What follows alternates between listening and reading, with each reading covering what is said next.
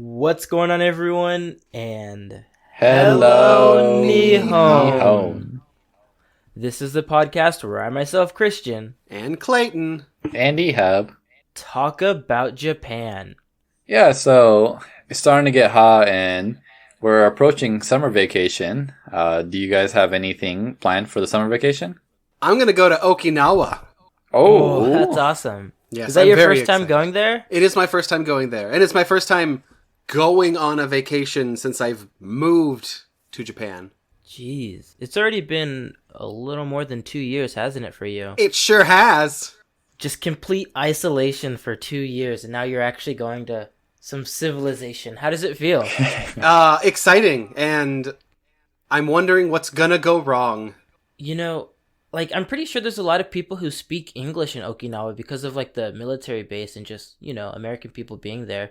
How do you feel your English has, changed since you last talked to, a lot of people in person? Oh, it good. It good.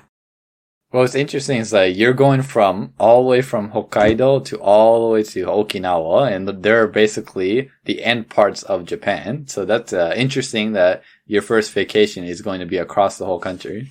Right, and I'm just gonna skip the middle. How long is the flight? 3.5 hours. Wow. Okay, that's not bad. Yeah, not super bad. I mean, it'd be like going from LA to Sac or something. Yeah, pretty much. I thought it was only an hour from LA to Wait, Sacramento. yeah, it's Is true. Okay, I think, then LA to 3 times as Hawaii. far as Sac. Because Hawaii. I flew once to New York, and that took, I think, 5 hours, 4 or 5 hours. Oh, okay, that's not bad at all. Yeah. So, yeah. It's just interesting to compare between, going across the whole, from Hokkaido to all the way to Okinawa, and comparing, just going from a state to another state. It just shows you how big America is. Right. See, recently in the Tokyo area, it's been about 40 degrees Celsius or 100 degrees Fahrenheit every day. Ew, Just no. really hot. But from what I understand, even in the middle of summer, it doesn't really get too hot where you're at in Hokkaido. Is that right? I mean, it gets hot to me because the humidity. Okay. It can be 20 something or high teens, and it's still very, very hot to me. I see. Okay. I can't deal with walking through soup. Right. Yeah, because the temperature is pretty high where me and Christian live. For me right now in Ehime, it's about 34, 35, and yeah, it's pretty hot and humid. How much is it over there in where you're at, Christian? Oh, yeah. It's been about 35s to 40s pretty much every day. Okay. Barf. Barf to that. Yeah. Yeah. I just think it's funny that because Clayton comes from such a cold place, he's going to go on the plane with a long sleeve t-shirt and jeans, and he's going to get there and it's just going to be super hot. Everyone's like, what are you wearing? You're going from the coldest point in Japan to one of the hottest points in Japan. Where's all the Yukidarumas at? That means snowman for all you who don't understand Japanese. And you don't have to worry about the Yukidarumas. You'll be finding all the Sunadaruma, which is the Sandmans. The Sandmans. Yeah. I'm gonna sleep so good. Christian, what are you doing? Yeah, so I am going to the States for about 2 weeks. Oh, nice. Good old America. All right. What are you gonna do? I'm gonna visit my family and just kind of catch up with old friends and stuff like that. It's gonna be really exciting. Eat lots of American food. Yeah. Oh, what is the first thing you're gonna eat there? Either Chick-fil-A or In-N-Out. Oh, I would go Which is In-N-Out. weird because I don't know, I never really craved those foods being in California, but when you're gone for so long, it's I could go for a burger right now, a good burger. Yeah. Right. Because where I'm at here in Japan, if you tell people oh, I really want a hamburger right now, they'll always mention McDonald's or something like that, and I'm just it's not the same. That's not what I said. Yeah. I said hamburger. You still, I'm looking for Burger King. God. Yeah, right. We actually have royalty. some of those where I live. Yeah, they have in Osaka as well. They had this one called the Ugly Burger. I think they have like some kind of like what was it? You know how like on the crust of pizza when you get like a little pieces of cheese, how it kind of cooks into the crust and it gets like that nice brown color. Yeah. It's like kind of hard. They do that on the bun with like cheese, and I don't know why I'm talking about this Burger King right now, but that's what they have in Japan. It's a special Japanese menu. I mean, Anyways, it sounds good. Yeah.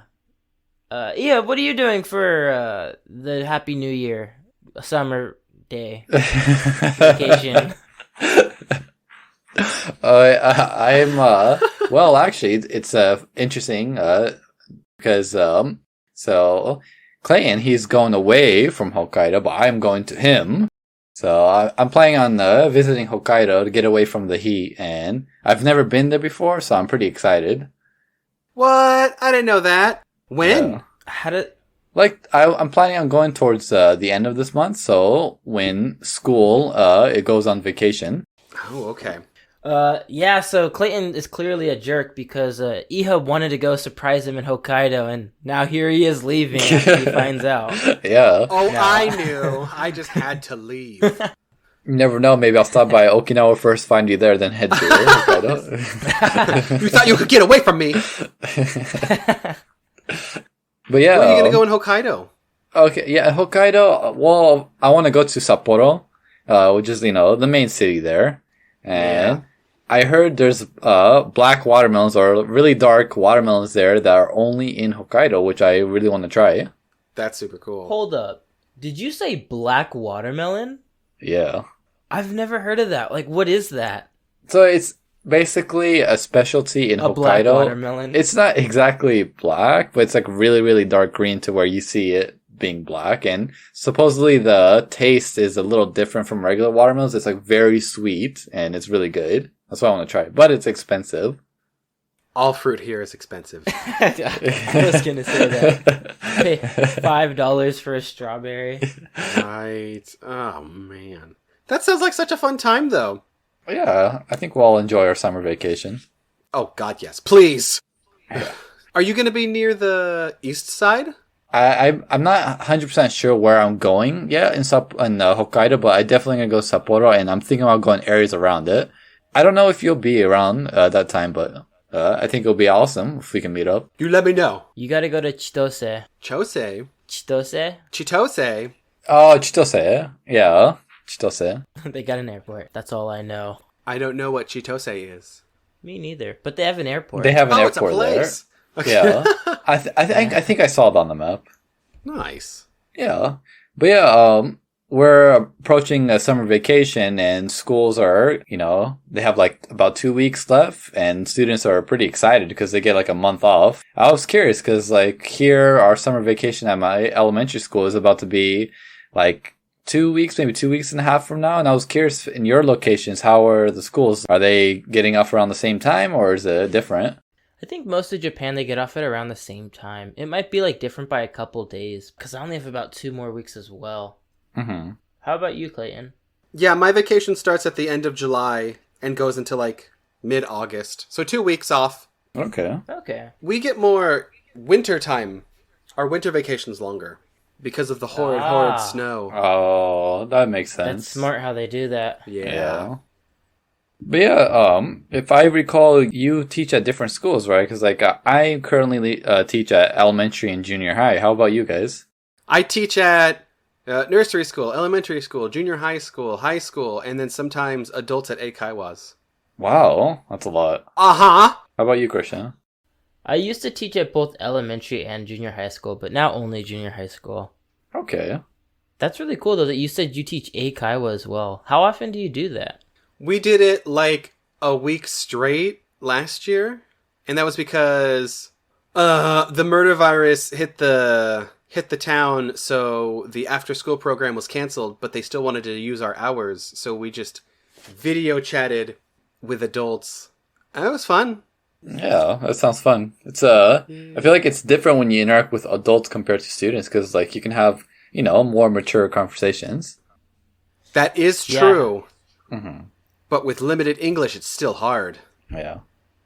I bet. It must make kind of like connecting with people on a deeper level a little bit harder. But do you have like a favorite like age range to teach? Maybe. Yeah, no, I guess I don't. All of them. Zambu. It's interesting that you asked that, Christian, because like each age group is pretty different when you teach them to you can tell the environment is completely different when you teach those classes or those kind of students.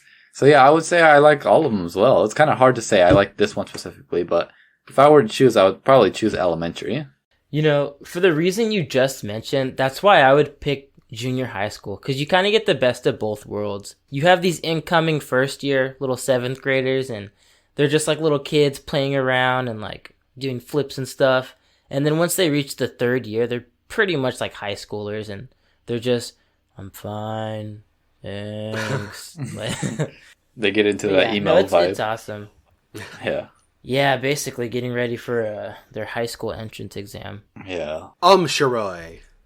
But at the end of the day, kids are just kids. Like, no matter what country you're in, you know, once you reach that certain age, you pretty much get ready for tests. And once you're such a young age, you know, you just want to play all the time. But there are certain aspects of, like, teaching at a Japanese school that are just so much different than in America. And I'm pretty sure both of you guys could agree, right? Yeah. Yeah. Yeah. So, like, is there anything in particular that kind of stood out for you guys when you first started teaching here? Not a lot of English.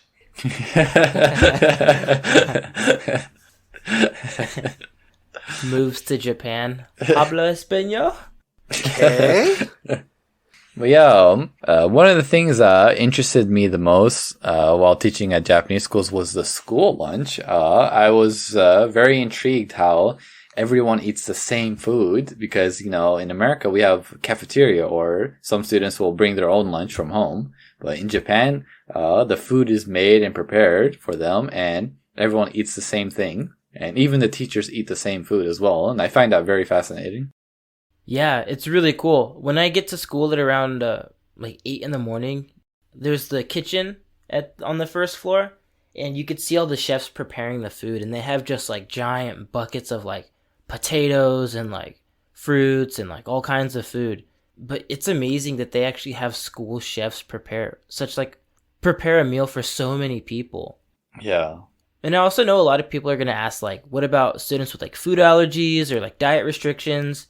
If you fill out a form at the beginning of the school year letting the school know your diet, they can prepare an appropriate lunch for you every day. So you don't have to worry about that. Yeah. It is super cool. My town's little, so the Kyushoku kitchen at the elementary school cooks it for all the schools in the town. What? Wow. That's awesome. Uh-huh. And it's good. So, do you guys eat in the classroom with your kids? Oh, so during my first year here, I did before, you know, the murderous virus attacked. I used to eat with my students, and it was pretty cute because, like, in elementary school, you just see this small little first grader, second grader come to the teacher's office, and they'll ask for me. They're like, "Oh, is Ihab Sensei here?" And I'm like, "Yeah, I'm here. Let's go." So I walk with them and go to the classroom and eat together. But now I eat in the teacher's office. How about you guys?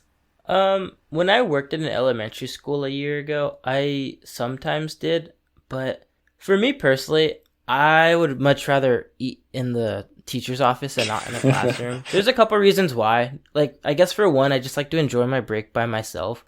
But number two, every time I would eat with the students, they used to sit me like in the front of the class in the very middle, so all of the students could stare at me while they eat, like kind of just like absorb, you know, like, oh, so this is the foreigner, this is what foreign people look like.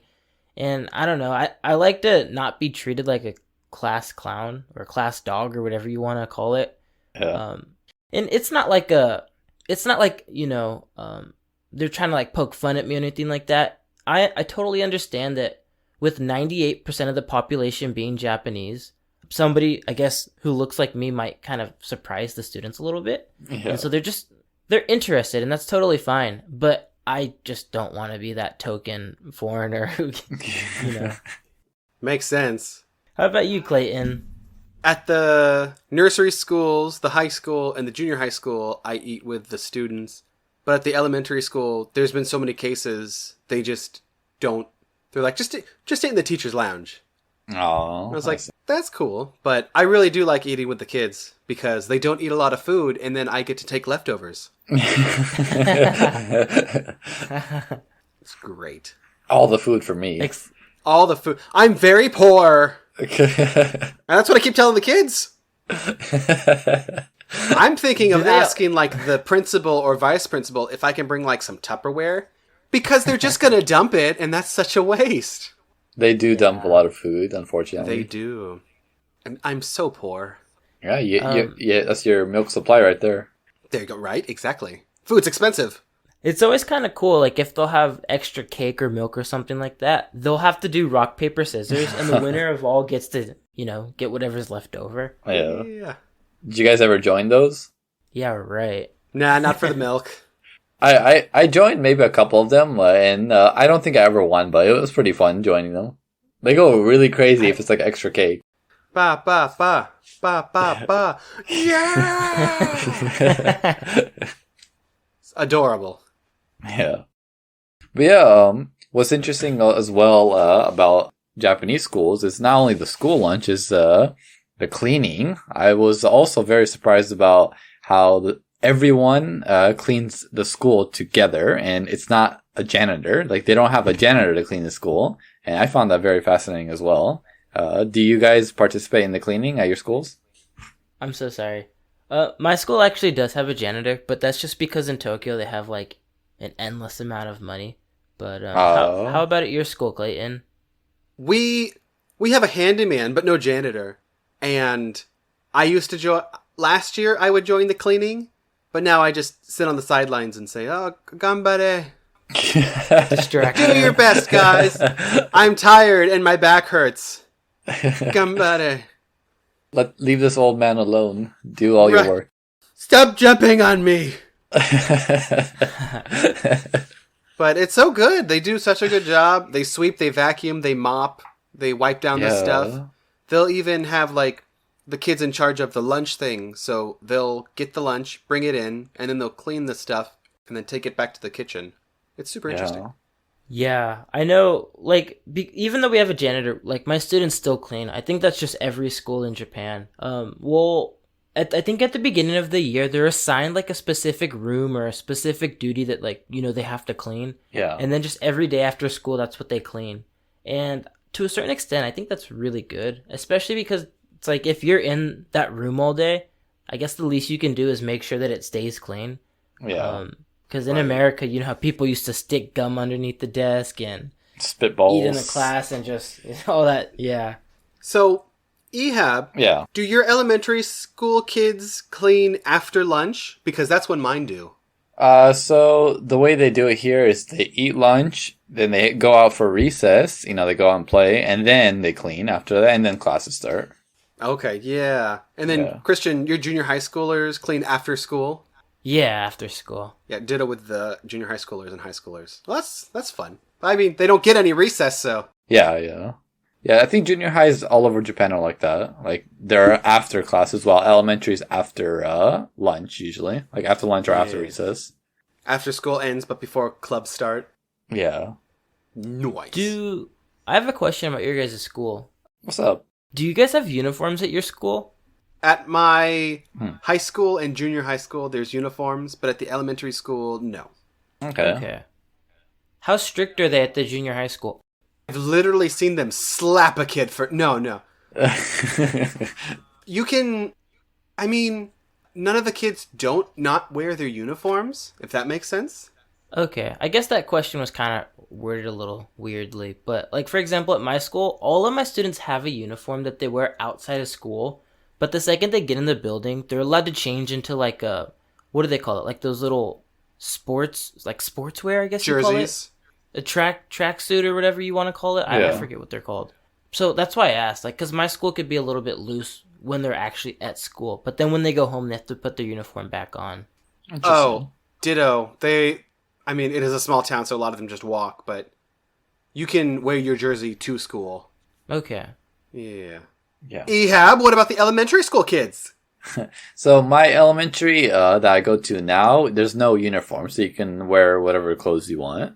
Nice. Do they all have like the same backpack though? Yeah. They all have that same backpack. So I think it's mandatory to have that backpack in Japan. Do you know what is it called? Backpack Chan. No, backpack jam. Backpack Chan. Oh, backpack Chan. I see. I'm pretty sure I'm 100% on that one. I think it's randoseru. No, I don't think so. Yeah. But like I mentioned like being mandatory. At least in my area, I think it is. Is it mandatory for you? Like in your areas? I have no idea. All I know is that they're super expensive. Are they? They're like 6 mon. They're like $600. Really? For one? They're like 6 men. Yeah, they were super expensive. I don't think it's mandatory, but I think most students have them just because of how nice I guess they are. It's probably just like a culture thing, but I guess they're stylish. They wear them for safety reasons too, and you can put some stuff in there without them getting squished, and I don't know. Yeah. It sounds weird, but it's not. I don't think it's actually mandatory, but They're pretty big It's too. the perfect backpack. The perfect backpack. yeah. But But they yeah. have like pink ones and black ones, don't they? Yeah, Yeah. they have different colors. And I mean, I guess they use it for all 6 years of junior elementary school. Yeah. But I mean, like, then that would just be $100 a year. That's still a lot of money. How many backpacks did you go through when you were in elementary? Maybe like 2? How much do you think they were each one? Probably like 20. Damn, that's really cheap. Hell, we were super poor. I will never not be poor. I promise you that. And I remember what bags they were too. They were the Jan Sport bags. Do you remember that? The green. Those were good. Classic. Those were good. Right? Get them on sale at Costco. Pcha. Yeah. Perfect. Nice. But yeah, it's interesting about the backpacks because like I heard back in the day in Japan they used to only have 2 colors for those backpacks, like black and red. Black were for guys and then red were for girls. But now the colors have changed, like you guys were mentioning, like pink. So there's like different colors now. But yeah, it's interesting because like with the cleaning in Japan and the school lunch, I like it because it teaches responsibility, and I feel like having that sense of responsibility at a young age is very important because it helps with the students at school, about at home as well. Because parents are they're really serious about like discipline and students growing up with that sense of responsibility. And I noticed in Japan, at least Japanese schools, there's this like relationship between like the students and teachers, and the teachers kind of want to make sure that students take care of those responsibilities they have at school. And I'm curious, like in your guys' experiences, have you ever seen these kind of like dynamic interactions or these dynamic relationships between the teachers and students? That, like, it's not just a regular teacher here; like they take care of them like a parent. So, have you guys seen stuff like that? Yeah, absolutely. During my training, I guess, for the company, they were like, so teachers are the third parent. And I've seen it happen. I've seen teachers get calls, and then it's like something that the student did outside of class, like in the wild. And then you'll see the teacher just like hold their head and be like, stressful. Mm-hmm. Stressful for these senseis who are underpaid and overworked. What about you, Christian? Yeah, I've also heard similar stories of like a kid getting caught for shoplifting, and then the police calls the school and talks with the homeroom teacher instead of calling the parents. So yeah, I could definitely see why people would think that like teachers in Japan are basically like the students' parents. And that could be good or bad. I guess it just depends on how good the teacher is. But I've seen some really, really just amazing teachers before. And just like, I don't know, they're just so good at their jobs and like raising kids. But I've also seen teachers on the total flip side as well. And it's really unfortunate. He gets a call from the police, like, do you know this? No, I don't know this kid. He just hangs up. Sorry, you got the wrong school. Lock him up. Straight to juvenile for you.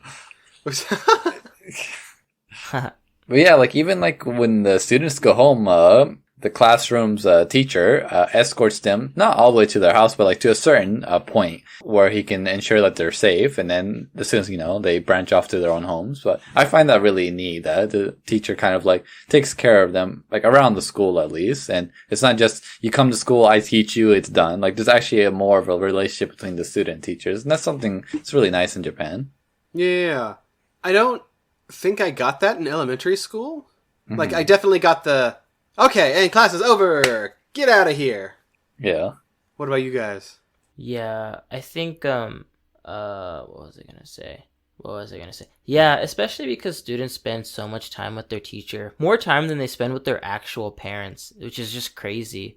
And then teachers in Japan just take it the extra mile by, walking them home, being at school before they even are supposed to start school and all that kind of stuff. So, yeah, the teachers are really involved in the students' lives, even on weekends too when they have club activities. Yeah. Yeah.